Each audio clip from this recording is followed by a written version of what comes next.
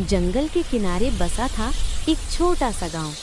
गांव के पास ही एक घना जंगल था, जहां ऊंचे ऊंचे पेड़, बहती छोटी नदी और हरी भरी घास के मैदान फैले हुए थे।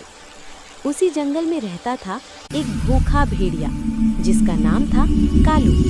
कालू कभी बहुत ताकतवर और डरावना भेड़िया हुआ करता था। जंगल के सारे जानवर उससे डरते थे, लेकिन वक्त ने उसे भी नहीं छोड़ा। अब जंगल में शिकार कम हो गया था, जानवर दूसरी जगह चले गए थे और कालू कई दिनों से भूखा था। उसकी आंखें अंदर धंस चुकी थीं, शरीर कमज़ोर हो गया था और आवाज़ में पहले जैसी दहाड़ नहीं रही थी।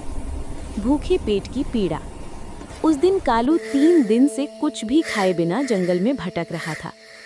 आज अगर कुछ नहीं मिला तो शायद मेरी आखिरी रात होगी, वो बुदबुदाया। तभी उसकी नज़र जंगल की बाहर हरी मैदान में चर रही एक मासूम बकरी पर पड़ी। उसका नाम था गौरी। गौरी सफ़ेद रंग की, बड़ी बड़ी भोली आँखों वाली और बेहद शांत स्वभाव की थी। वो रोज़ गांव से थोड़ी दूर चरने आती थी, क्योंकि यहाँ घास हरी और मीठी होती थी।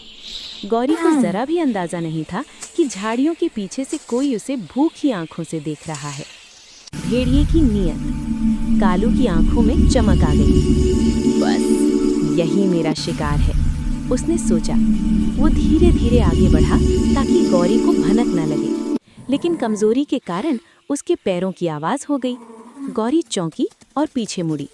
उसकी आंखों के सामने खड़ा था एक दुबला पतला लेकिन डरावना भेड़िया। गौरी का दिल जोर जोर से धड़कने लगा। मासूम बकरी की हिम्मत। डर के बावजूद गौरी भागी नहीं। उसने कांपती आवाज़ में कहा, तुम कौन हो? कालू हैरान हुआ। आमतौर पर जानवर उसे देखते ही भाग जाते थे।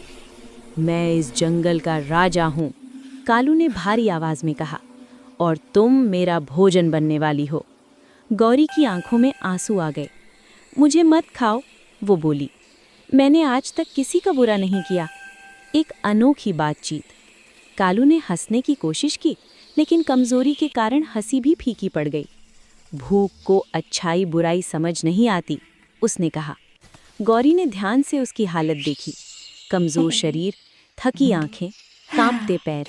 उसे दया आ गई। तुम बहुत भूखे हो ना? गौरी ने पूछा। कालू चुप रहा। मासूमियत की ताकत। गौरी बोली, अगर तुम चाहो तो मैं तुम्हें कुछ खाने का इंतज़ाम करा सकती हूँ, लेकिन मुझे मत मारो।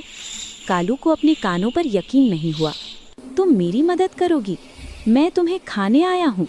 गौरी ने सिर झुका लिया। भूख इंसान या जानवर किसी की भी दुश्मन होती है। अगर मैं किसी की जान बचा सकती हूँ तो मुझे खुशी होगी। भेड़िए का अंदरूनी संघर्ष। कालू के मन में उथल पुथल मच गई। इतने सालों में किसी ने उससे इस तरह बात नहीं की थी। कोई उससे डर नहीं रहा था, बल्कि समझ रहा था। अगर मैं इसे छोड़ दूं तो शायद आज फिर भूखा रह जाऊं, वो सोचने लगा। लेकिन कहीं ना कहीं उसका दिल पिघल रहा था। एक अनोखा फैसला। कालू ने गहरी सांस ली। अगर तुम मुझे धोखा दोगी तो मैं तुम्हें नहीं छोड़ूंगा, उसने चेतावनी दी। गौरी ने तुरंत कहा, मुझे तुम पर भरोसा है और तुम भी मुझ पर भरोसा करो। गांव की ओर यात्रा।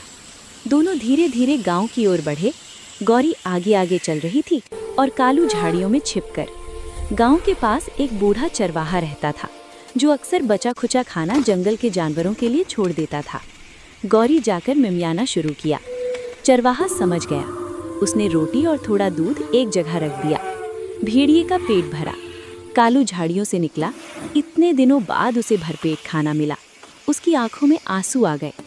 आज तुमने मेरी जान बचा ली, उसने कहा। गौरी मुस्कुरा दी। जंगल में बदलाव। उस दिन के बाद कालू बदल गया।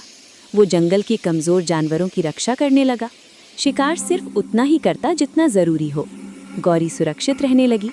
जंगल में एक नई कहानी फैल गई। एक भूखा भेड़िया जो अब रक्षक बन चुका था। कहानी से सीख। दयालुता सबसे बड़ी ताकत होती है। मासूमियत कभी कभी हिंसा को भी हरा देती है। हर बुरा दिखने वाला इंसान या जानवर अंदर से बुरा नहीं होता।